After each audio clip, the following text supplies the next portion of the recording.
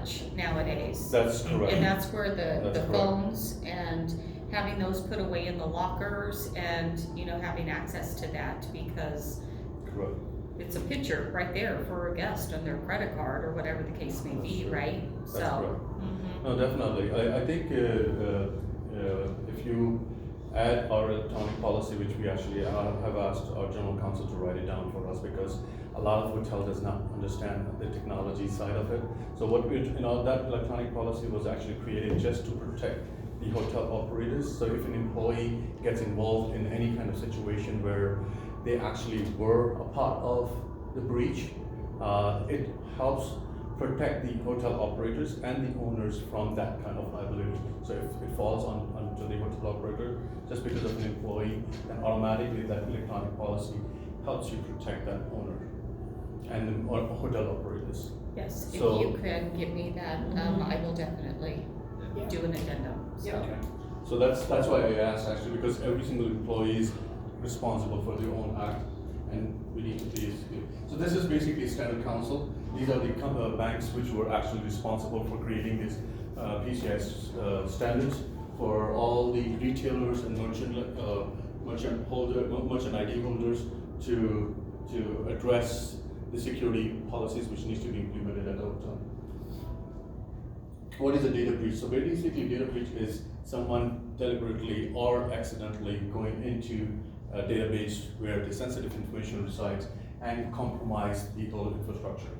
Okay, so that's called data breach. But in order to know exactly what sensitive information means, it's credit card numbers, debit account numbers, social security numbers, and now PII information. I don't know if you're familiar with PII.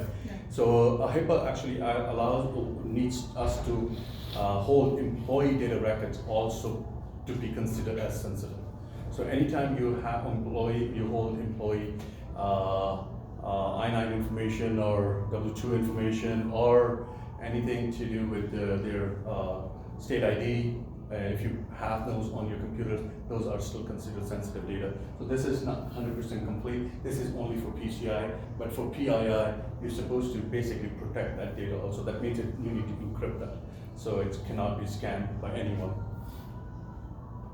So there are two ways the data breach normally occurs in our industry in hospitality. One of them is carding and the other one is skimming. I'm not sure if you're familiar with carding. Are you familiar with carding? No, I am familiar with skimming, but Are you familiar with skimming, yeah. Mhm. Okay, so carding is usually, this is what I've seen most of the time. Actually in hospitality, this is exactly what I've seen. I've done almost close to 28 audits on 28 different properties. All those case studies are on my LinkedIn if you wanted to go and see the hotel operators which I have audited. I'm normally requested by the banks to go on audit hotels. And anytime I basically go, so most of the time I've seen this being used as the method for data breach. And usually a hotel employee gets involved indirectly or directly, having that system compromised. So what happens is, let me tell you exactly what happens. So I'm just going to take a case study and I'm going to basically give you an example. I won't take any names of any hotels during this time. I've been to a hotel in Florida at the front desk, and we were auditing. So exactly when we did the whole forensic scan on that hotel, we basically found out that accidentally the front desk system was involved in the breach. And normally what happened is when I was able to talk to the front desk agent who actually was involved accidentally, again it's accidentally, it's not on purpose, accidentally, was that the guest actually wanted to get a Word document printed.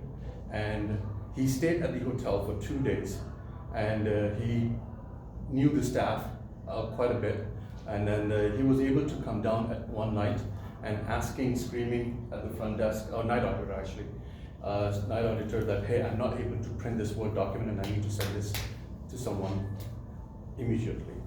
So he asked the front desk if you can go ahead and help him to print that document. That Word document is exactly the same. It's transparent to the front desk agent for exactly what it entails.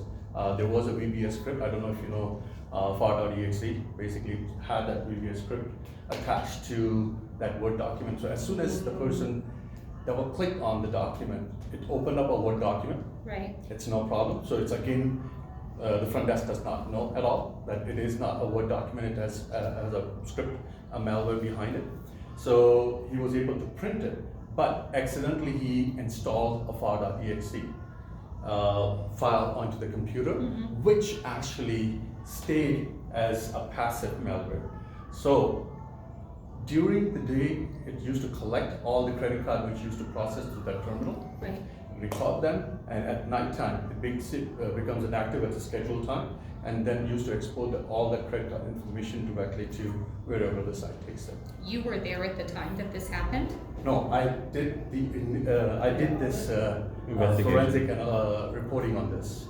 So I did not actually see this. When I actually ran the forensic test, which I'm going to show you how I normally run, when I did this, actually, I was able to see the FAR.exe. And when I saw that system and the date and time when it was installed, we were able to find out and locate the person who was on the shift at that time.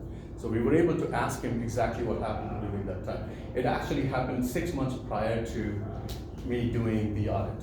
So normally that's how long it takes, 6 to 8 months for a bank to basically have a QSA sent out to a property before the breach happens. So you just now triggered something that Hilton has this in place on all of the servers for their business centers and also behind the front desk, where they have the locks put on them, and somebody is not allowed to come down and use a USB drive into any of our business centers or behind the front desk. So And Marriott does not require that. And so why is that? Because we should have those in place, and I have not been told So to use Hilton, let me tell you exactly what happened at Hilton and why Hilton operates differently.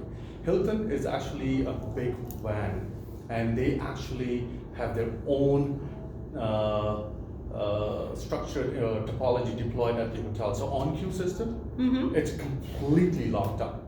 Right. And they do not allow any other third party to even come and work on those systems. Oh, the firewalls are incredible. Exactly, they so- all completely. Correct. So they basically, and in Marriott's side, it's actually kind of like a tiered structured approach. Okay. So you, hotel operators are responsible for maintaining PCI.